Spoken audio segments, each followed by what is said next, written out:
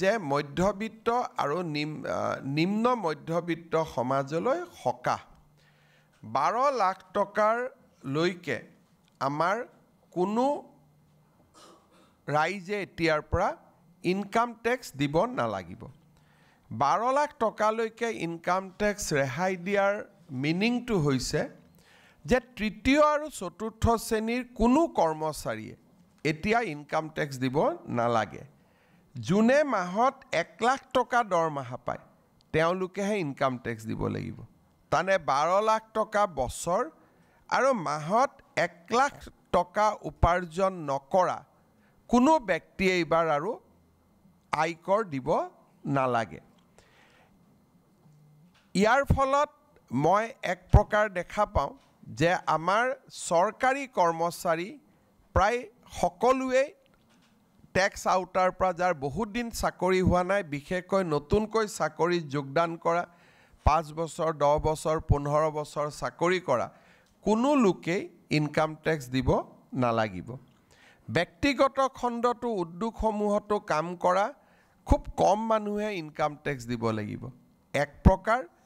খুব ভাল first class contract নকৰা বা ভাল কোনোবাই ব্যৱসায় নকৰিলে ইনকাম টেক্স দিয়াৰ প্ৰয়োজনীয়তাটো বহু পৰিমাণে নোহোৱা হ'ব ই ভাৰতৰ মধ্যবিত্ত সমাজখনলৈ এক বিশাল সকাহ যদি আপোনালোকে কংগ্ৰেছ চৰকাৰৰ দিনত চাই 75 বছৰ বা 60 বছৰ তেওঁলোকে চৰকাৰ চলোৱাৰ পিছত ইয়াক 3 লাখ টকালৈকেহে লৈ যাব পাৰিছিল মোদী ডাঙৰীয়াই প্ৰথমতে 5 লাখ তাৰ পিছত 7 লাখ এতিয়া 12 লাখ টকালৈকে ইনকাম টেক্সৰ পৰা সাধাৰণ ৰাইজক ৰেহাই দি মধ্যবিত্ত সমাজখনলৈ এক বহুত ডাঙৰ সকাহ দিবলৈ সক্ষম হ'ল এই বাজেটত অসমৰ কাৰণে যে মধ্যবিত্ত আৰু নিম্ন মধ্যবিত্ত সমাজলৈ সকাহ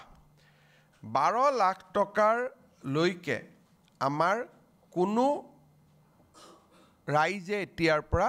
ইনকাম টেক্স দিব নালাগিব 12 লাখ টকালৈকে ইনকাম টেক্স ৰেহাই দিয়াৰ মিনিংটো হৈছে যে তৃতীয় আৰু চতুৰ্থ শ্ৰেণীৰ কোনো কৰ্মচাৰীয়ে এতিয়া ইনকাম টেক্স দিব নালাগে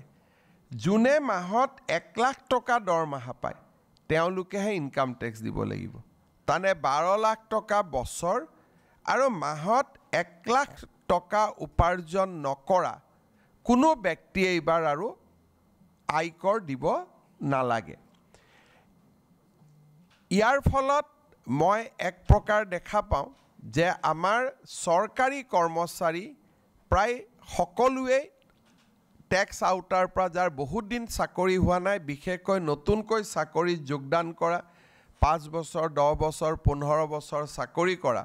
কোনো লোকেই ইনকাম টেক্স দিব নালাগিব